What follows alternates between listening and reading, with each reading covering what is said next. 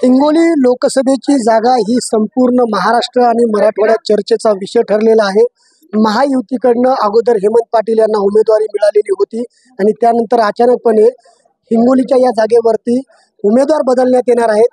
मात्र या सगळ्या घडामोडीमध्ये भाजपमध्ये मोठी बंडखोरी होताना पाहायला मिळत आहे।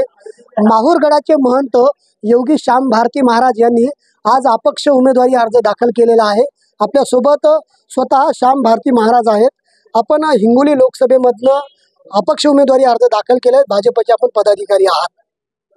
होय, मागील 10 ते 15 वर्षापासून भारतीय जनता पार्टीचा मी कार्यकर्ता आहे आणि माझ्याकडे मराठवाडा सहसंयोजक आध्यात्मिक आघाडीचं पद आहे आणि हिंगोली लोकसभेचा निवडणूक प्रमुख सुद्धा आध्यात्मिक आघाडीतर्फे आहे।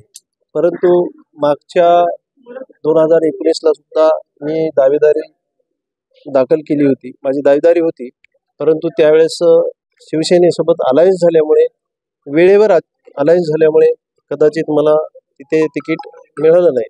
परंतु 2024 मध्ये जसं आपण बघितलं की शिंदे गटासोबत सुद्धा युती होती, पण ज्या पद्धतीने माननीय खासदारांनी कामाचं त्यांचं जे काम आहे त्या अनुषंगाने मतदारांमध्ये प्रचंड रोष निर्माण झाला। त्यांनी कोणाला कुठे भेटी दिल्या नाही, कोणा गावाला गेले नाही, असं लोकांचं मतदारांचं मत होतं। त्यामुळे ही सीट निश्चित पडणार हे सगळं आम्हाला माहिती होतं, कारण आम्ही जनमानसात प्रत्येक गावागावात फिरणारे लोक, त्यामुळे कदाचित आम्हाला ह्या गोष्टी माहीत होत्या। म्हणून आम्ही पार्टीकडे हट्ट केला की ही सीट भाजपला सोडून घेण्यात यावी, तर तसं काही झालं नाहीये। त्यानंतर असं वाटत होतं की ठीक आहे, आता पक्ष युती असल्यामुळे काही तिथे आपल्याला पर्याय नाही आहे। परंतु मतदारांचा रोष बघता आज अशी परिस्थिती आहे की मतदारांनी मला कमीत कमी एक 4-5 दिवस आराम करू दिला नाही।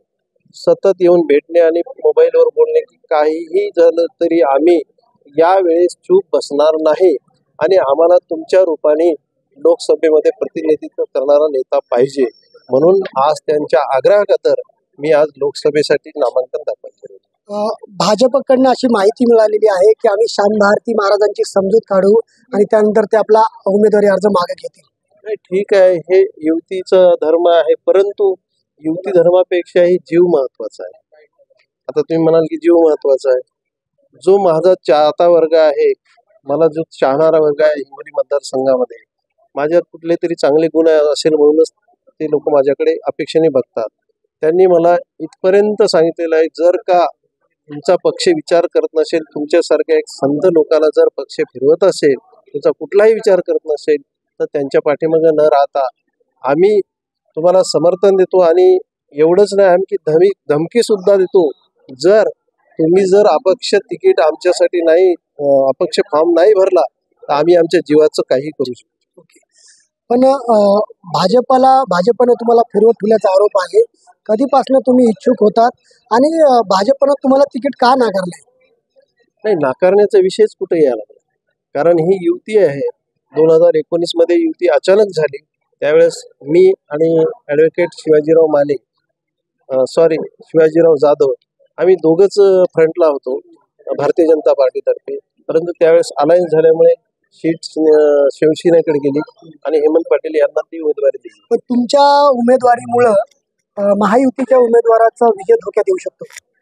आता ही जनता ठरवेल काय आहे ते, आपण बघूया काय होणार। काही झालं तरी आता अर्ज मागे घेणार नाही असं तुम्ही ठरवले का? आताच मी बोललो की ज्या मतदारांनी मला एक माझ्यापुढे अतिशय बिकट प्रश्न उपस्थित केला की जर तुम्ही आमच्यासाठी जर लोकसभा लढत नसेल तर आम्ही आमच्या जीवाचं काहीही करू, त्यामुळे मला 100 प्रश्न आहे माझ्याकडे। बरं, नक्कीच। तर हे होते श्याम भारती महाराज। श्याम भारती महाराज हे माहूरगडाचे महंत आहेत आणि त्यांच्या सर्व भक्तांनी त्यांना सांगितलंय की तुम्ही हा उमेदवारी अर्ज दाखल करा आणि त्यामुळंच हिंगोली लोकसभेमध्ये आपण अपक्ष उमेदवारी अर्ज दाखल केलाय आणि कोणत्याही परिस्थितीमध्ये उमेदवारी अर्ज मागे घेणार नाही। हिंगोली लोकसभेमध्ये विजय मिळवण्यासाठी आपण हा उमेदवारी अर्ज दाखल केल्याचं श्याम भारती महाराज यांनी साम टीव्हीशी बोलताना सांगितलेलं आहे। संदीप नागरे, साम टीव्ही न्यूज, हिंगोली। देश विदेशातील प्रत्येक घडामोडींचे लाईव्ह अपडेट मिळवण्यासाठी आता साम टीव्हीच्या सर्व सोशल मीडिया प्लॅटफॉर्मला लाईक, फॉलो आणि सबस्क्राईब करा. तसंच सर्व नोटिफिकेशनसाठी बेल आयकॉन प्रेस करायला विसरू नका.